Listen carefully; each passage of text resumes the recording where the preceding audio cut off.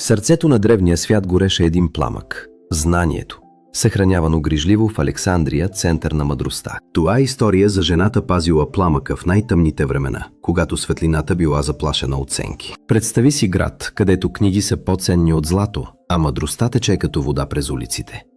Там, около 355 година след Христа, се ражда Хипатия, бъдещият пазител на древната мъдрост. Баща ѝ е Теон, прочут математик, пазител на древното знание и наставник с визия. Той формира ум, който ще надмине неговия блясък и ще озари целия античен свят. Докато другите момичета учат домакинство, Хипатия изучава звездите с ненаситно любопитство. Светът ѝ е безграничен, защото умът ѝ отказва да признае граници, налагани от епохата. И тогава тя прави нещо невероятно.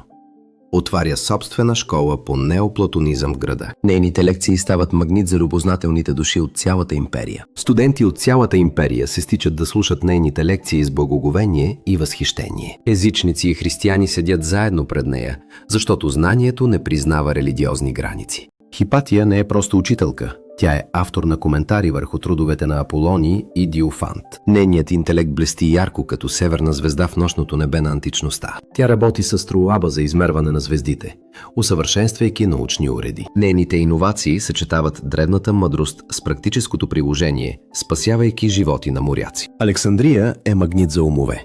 Тук се кръстосват култури, идеи и вери. Великата библиотека, макар отминала своя зенит, все още събира светлините на хилядолетия. Но в този град на светлина започват да се сгъстяват сенки, все по-плътни и заплашителни. Християнството расте бурно, а с него идва нетърпимост към старите езически традиции и знания. Хипатия е уважавана дори от политическата елита.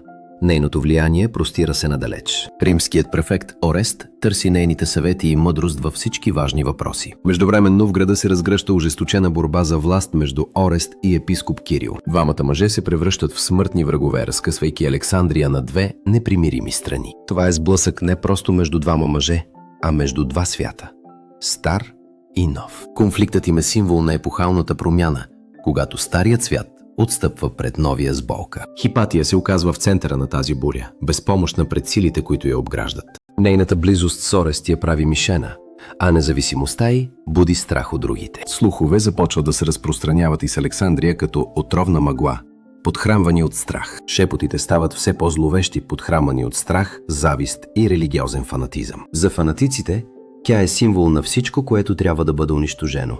Женска власт. Те чакат своя момент, организирайки се в сенките, готвейки се за ужасяващото деяние. Докато Хипатия продължава да преподава и търси истината, тъмните сили се организират. Мрежата се стяга около нея, но тя остава вярна на принципите си до край. Март, 415 година след Христа.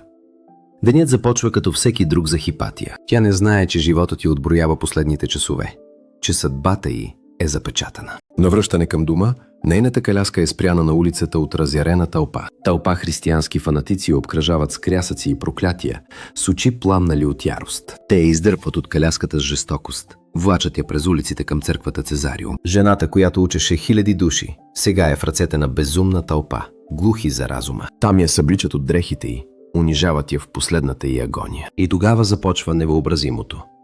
Убиват я с остри парчета киремиди, разкъсвайки плътта й. Тялото на Хипатия е разчленено и изгорено, превърнато в пепел и разпръснато на вятъра. Светлината на един от най-великите умове на античността е угасена в кървава жестокост. Новината за смъртта й разтърсва империята като мощен земетръс, достигайки отдалечени провинции. Дори в онези жестоки времена това убийство шокира хората и целия античен свят. Орест е опустошен, но безсилен пред политическата реалност и религиозната власт. Кирил мълчи, макар историята да запази подозрението, че неговата риторика е разпалила омразата. Справедливостта никога не настъпва. Убийците остават ненаказани, защитени от фанатизма си. Смъртта на Хипатия маркира символичен момент.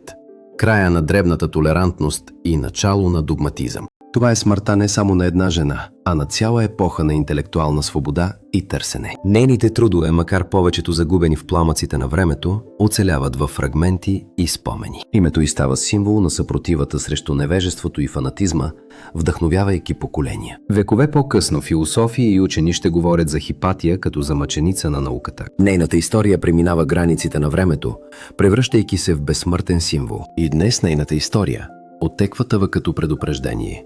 Силно и ясно през вековете. Когато фанатизмът замества диалога, когато догмата надвива любопитството, знанието гори. Уроците от нейната смърт остават актуални и днес в нашия разделен свят. Хипатия ни учи, че смелостта да търсим истината е едно от най-благородните човешки призвания. Пламъкът, който Хипатия пазеше, продължава да свети и днес в сърцата на всички търсещи.